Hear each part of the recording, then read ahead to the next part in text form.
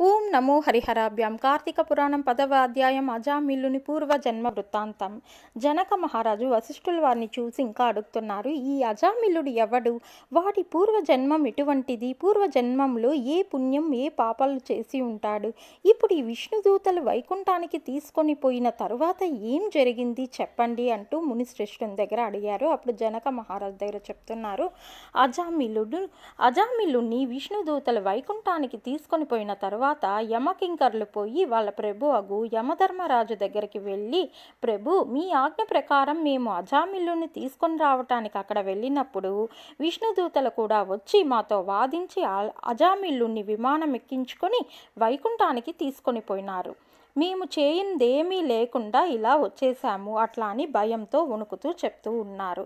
అప్పుడు యమధర్మరాజు, అవురా, ఎంత పని జరిగింది, ఇట్లా ఎట్లా జరిగింది, దీనికి బలమైన కారణం ఏదైనా ఉండవచ్చును అని యముడు తన దివ్య దృష్టితో అజామిళుని పూర్వజన్మ వృత్తాంతం తెలుసుకొని, ఓహో, అది ఆ సంగతి. తన అవసాన కాలమున నారాయణాని వైకుంఠవాసుని నామస్మరణ చేసిన వల్ల విష్ణుదూతలు వచ్చి అతన్ని తీసుకొని పోయినారు. తెలిసి కానీ తెలియక కానీ మృత్యు సమయంలో హరినామస్మరణ చేసే వాళ్ళకి వైకుంఠ ప్రాప్తి తప్పకుండా కలుగుతుంది. కాబట్టి అజామిళునికి వైకుంఠ ప్రాప్తి కలిగింది అట్లా అనుకుని అజామిళుడు పూర్వజన్మం కథని చూస్తున్నారు. అజామిళుడు పూర్వజన్మలో మహారాష్ట్ర దేశంలో ఒకానొక శివాలయంలో అర్చకుడుగా ఉన్నాడు. అతడు తన అపరూపమైన అందం చేత, సిరి సంపదల చేత, బలము చేత గర్విష్ఠి అయి వ్యభిచారి అయి శివారాధన చేయక శివాలయం యొక్క ధనముని అపహరించి శివుని విగ్రహం దగ్గర ధూపదీప నైవేద్యాలంతా పెట్టకుండా దుష్ట సహవాసములతో చేరుకొని ఒక బీద బ్రాహ్మణ స్త్రీతో రహస్య సంబంధం ఉంచుకొని ఉన్నాడు. ఆమె కూడా అందం వచ్చి ఆమె భర్త చూసి చూడనట్లు భిక్షాటనకు ఊరూరో వెళ్ళి తిరుగుతూ ఏదో వేళకు వచ్చి ఇంటికి కాలం గడుపుతూ ఉన్నాడు. ఇలా ఒకరోజు పొరుగురికి వెళ్ళి యాచన చేసుకొని బియ్యము కూరలు నెత్తిన పెట్టుకొని తీసుకొని అలసిపోయి ఇంటికి వచ్చాడు. నాకు ఈరోజు చాలా ఆకలిగా ఉంది, త్వరగా వంట చేసి పెట్టుము అని భార్య దగ్గర అడగగా అందులో ఆమె చీదరించుకొని నిర్లక్ష్యంగా కాళ్ళు కడగటానికి నీళ్లు కూడా ఇయ్యకుండా కన్నెత్తి కూడా అతన్ని చూడకుండా మగుణ్ణి తూలనాడి అతని కోపం వచ్చేలాగా ప్రవర్తించింది. భర్తకు కోపం వచ్చి మూల నుండే కర్ర తీసుకొని బాదినాడు. ఆమె భర్త చేతిలో ఉండే కర్రని లాగుకొని భర్తను రెండింటిలు కొట్టి బయటకు తోసి తలుపులు మూసివేసింది. అప్పుడు చేసేదేమీ లేక భార్యపై విసుగు చెంది అతని ఇంటింట వెళ్ళి భోంచేసి తోలపోసి దేశాటనకి వెళ్ళిపోయాడు. భర్త ఇంటి నుండి వెడిలిపోయిన తరువాత ఆమె రాత్రి బాగా ముస్తాబయ్యి అరుగుపై కూర్చుని ఒక చాకలి వాణ్ణి ఆ దారిన పోతూ ఉన్నాడు. వాణ్ణి పిలిచి రాసక్రీడలకు రమ్మని పిలిచింది. అంతటా చాకలి తల్లి, నీవు బ్రాహ్మణ పడుచివి, నేను నీచకులస్తుడిని, ఇలా పిలుచుట మీకు ధర్మం కాదు అట్లా అని చెప్పి ఆమెకు బుద్ధిమతి చెప్పి వెళ్ళిపోయాడు. ఆ చాకలివాణి అమాయకత్వాన్ని నవ్వుకొని శివార్చకుని దగ్గరికి వెళ్ళి కామవాంఛ తీర్చుకొని తర్వాత ఇంటికి వచ్చింది.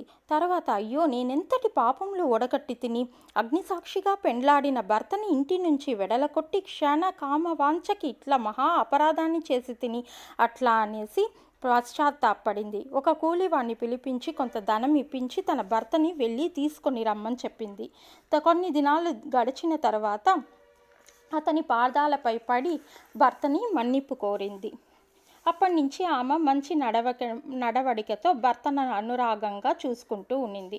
కొంతకాలానికి శివార్చకునికి ఏదో వ్యాధి సంక్రమించి దినదినం క్షీణించి చనిపోయినాడు. అతడు రౌరవాది నరక కూపంలో పడి నానా బాధలు పొంది మరలా నరజన్మమెత్తి సత్యవ్రతుడు అనే బ్రాహ్మణోత్తముడికి కుమారుడై కార్తీక మాసమున నదీ స్నానం చేసి దేవతా దర్శనం చేసి ఉండుట వలన 7 జన్మల పాపాలు నశించి అజామిళుడుగా పుట్టాడు. ఇప్పటికీ తన అవసాన కాలమున నారాయణ అని స్మరించి వైకుంఠానికి వెళ్ళాడు. తరువాత బ్రాహ్మణ భార్యగు ఆ కామిని కూడా రోగగ్రస్తులై చనిపోయింది. అనేక యమయాతనలు అనుభవించి ఒక మాలవాణి ఎంట జన్మించింది. ఆ మాలవాడు ఆ పిల్ల జన్మరాశి చూపించగా తండ్రి గండమున పుట్టింది అని జ్యోతిష్కుడు చెప్పిన వల్ల ఆ పాపని పిలుచుకొని పోయి అడవిలో వదిలిపెట్టేశాడు. అంతలో అక్కడ ఒక విప్రుడు ఆ దారిన పోతూ ఆ బిడ్డని తీసుకొని తన ఇంట్లో పనిచేస్తున్న దాసికిచ్చి పెంచమన్నాడు. ఆ బాలికే అజామిళుడు ప్రేమించింది. ఇది వాళ్ళ పూర్వజన్మ కథ. నిర్మలమైన మనస్సుతో శ్రీహరిని ధ్యానించుట, దాన ధర్మములు చేయుట, శ్రీహరి కథలు ఆలకించుట, కార్తీక మాస స్నాన ప్రభావము, వీని వలన ఎటువంటి వారైనా మోక్షం పొందగలరు. కార్తీక మాస స్నాన ప్రభావం వలన ఎటువంటి వారైనా మోక్షం పొందగలరు. కాబట్టి కార్తీక మాసమందు చేసే వ్రతములు, పురాణ శ్రవములు చేసిన వారు ఇహపర సుఖములు పొందగలరు. దశమోధ్యాయం 10వ రోజు పారాయణం సమాప్తం. ఓం నమో హరిహరాభ్య